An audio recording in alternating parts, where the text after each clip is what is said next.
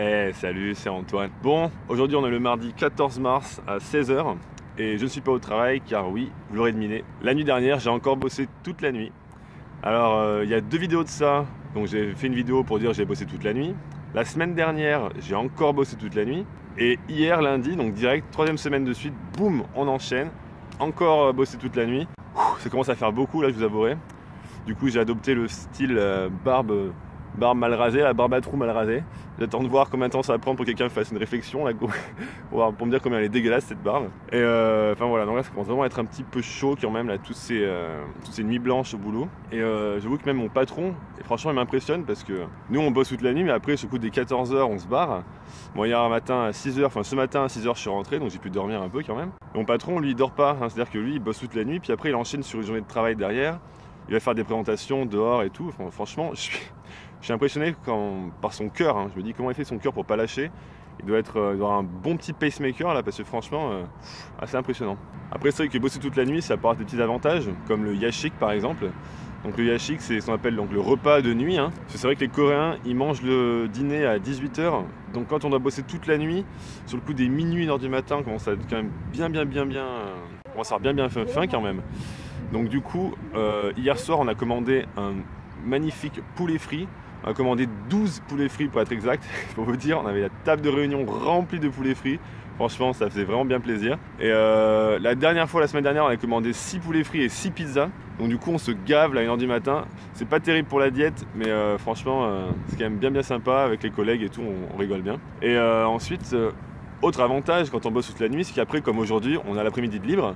Donc là, je peux profiter du parc et du beau temps. Le printemps arrive, ça fait plaisir. Et aussi, on peut en profiter pour aller à la banque ou à la poste, parce que les banques et postes coréennes ouvrent de 9 h du matin à 4 h de l'après-midi. Mais vu que tous les employés de différentes sociétés bossent de 9 h à 18 h, eh ben ils sont baisés quoi. Si vous allez à la banque ou à la poste, il faut aller entre midi et 1 h. Mais généralement, on mange entre midi et 1 h. On a autre chose à foutre que d'aller à la poste ou à la banque. Ou alors il faut demander à son patron qui nous lâche pendant 1 h pour qu'on aille à la banque, tout ça. Donc du coup voilà, moi ça me permet de régler des trucs à la banque, à la poste, tout ça. C'est un peu pratique quand même, on va dire.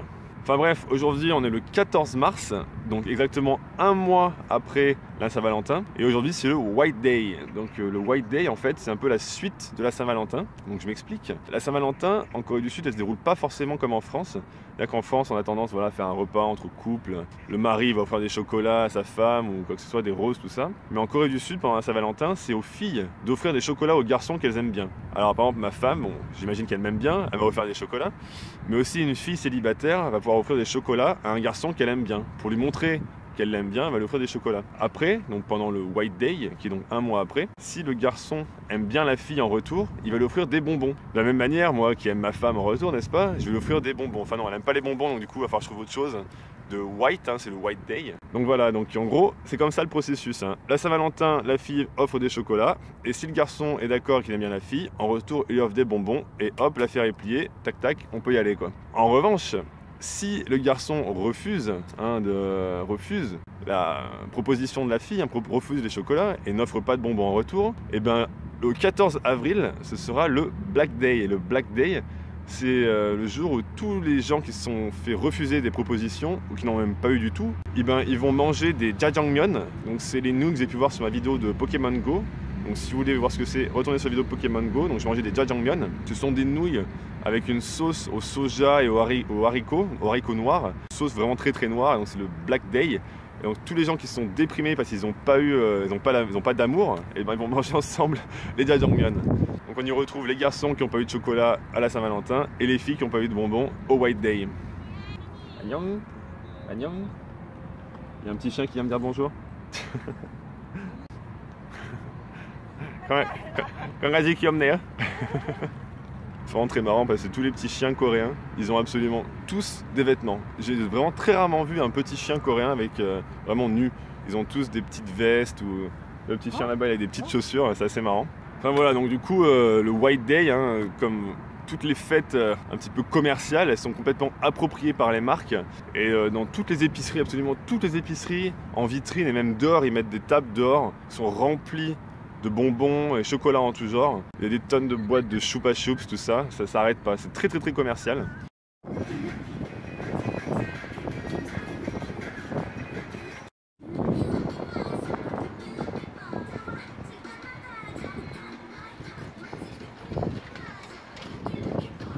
Bon, c'est pas tout ça, mais moi j'ai vraiment la dalle là, parce que j'ai rien bouffé depuis la nuit dernière à 2 h du matin. Donc on va essayer de trouver un bon petit restaurant, et puis vous allez venir avec moi. Allez, c'est parti.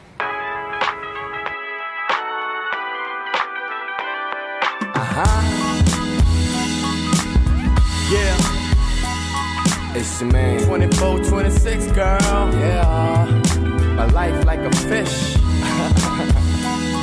Damn. Bon, du coup, je me suis dit aujourd'hui je vais manger sain et équilibré.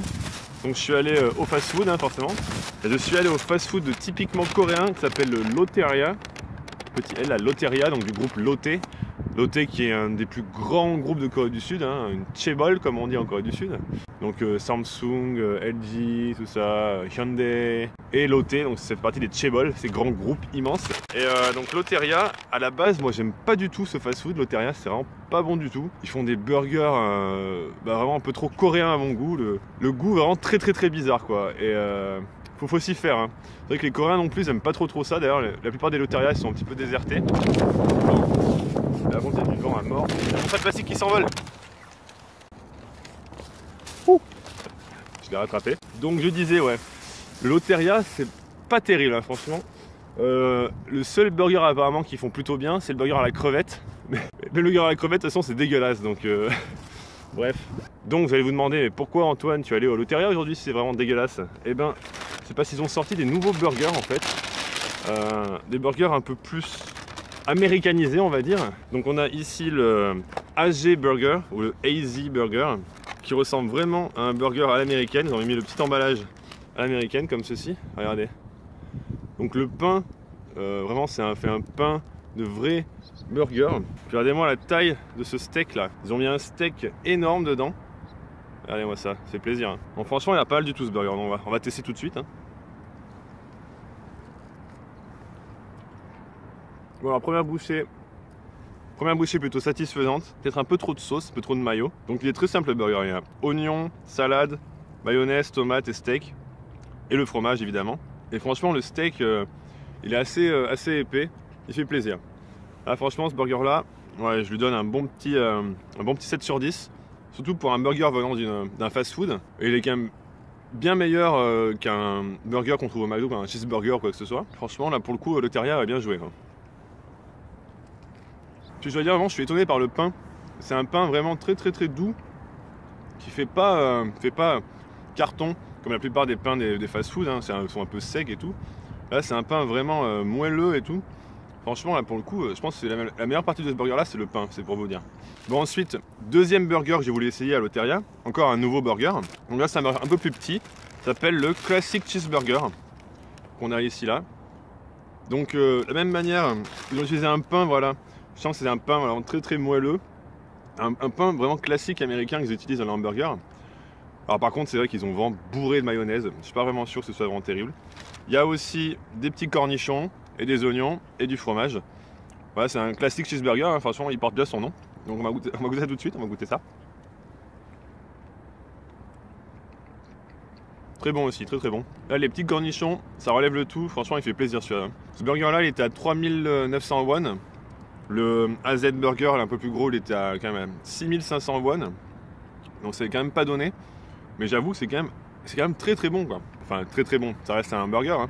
Mais pour un burger de fast-food, hein, je me répète, mais c'est quand même vraiment très bon. Et donc si vous venez en Corée du Sud et que vous allez à Lotteria, oubliez tout ce qui est bulgogi burger ou leur burger à la crevette ou leur burger à la mozzarella.